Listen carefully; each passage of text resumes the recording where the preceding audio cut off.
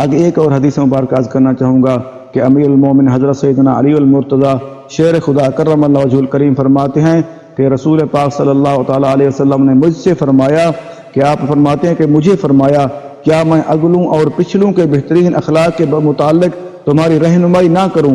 دیکھو ہمارے نبی کریم صلی اللہ علیہ وسلم نے کتنا پیارا ارشاد فرما دیا۔ آپ فرما دیا جو اگلے لوگ جو پہلے گزر چکے ہیں ان کے اخلاق کے بارے میں بتا دوں، اور جو آنے والے لوگ ہیں ان کے بارے میں اخلاق کے بارے میں تمہاری رہنمائی نہ کروں۔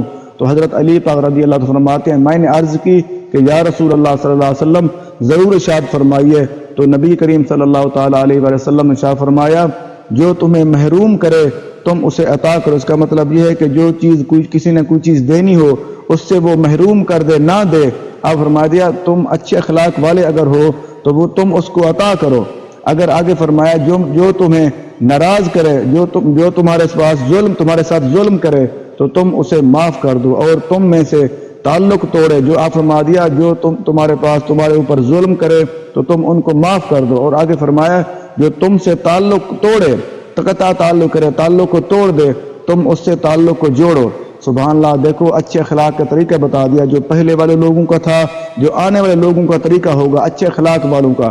وہ آپ نے فرما دیا جو تمہارے ساتھ جو تمہیں محروم کرے تم انہیں عطا کرو، جو تمہارے اوپر ظلم کرے تم اس کو معاف کرو، جو تم سے تعلق کو توڑے تم اس سے تعلق کو جوڑو۔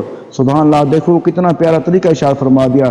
یہ شعب الایمان حدیث نمبر 7956۔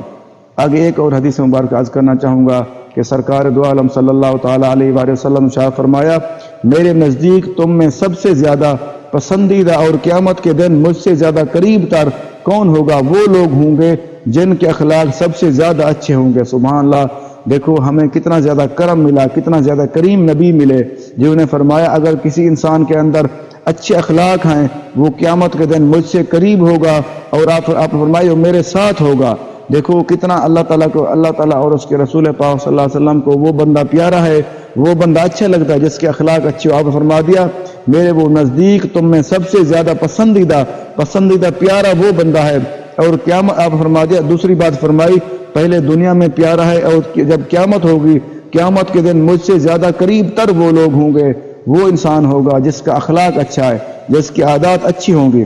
سبحان اللہ، دیکھو کتنا آسان طریقہ ہے۔ اگر ہم اپنی عادات کو اچھا کر لیں تو ہم نبی کے محبوب پیارے بندے بن جائیں گے، اور قیامت والے دن ہمیں اپنے نبی کریم صلی اللہ علیہ وسلم اپنے قریب رکھیں گے۔